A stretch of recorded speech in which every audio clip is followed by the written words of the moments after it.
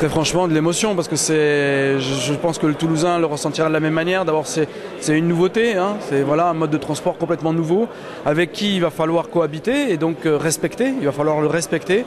Donc il y a toute une campagne qui est aujourd'hui engagée pour la sécurité, pour apprendre finalement le tramway, parce que il faut de l'apprentissage.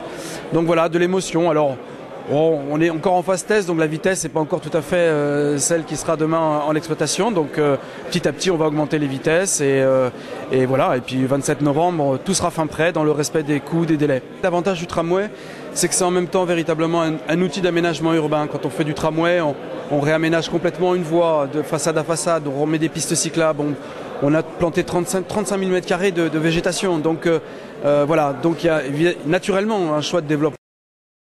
Un choix en même temps de transport collectif, hein, qui est un petit peu plus performant naturellement que le bus, qui n'a pas du tout la même vocation que le métro, mais qui encore une fois est un outil qui s'insère bien, je pense, aujourd'hui dans la ville que nous voulons pour demain. C'est ce qu'on appelle un axe structurant, qui est appelé à avoir une clientèle, une fréquentation importante, de l'ordre de 30 000 passagers.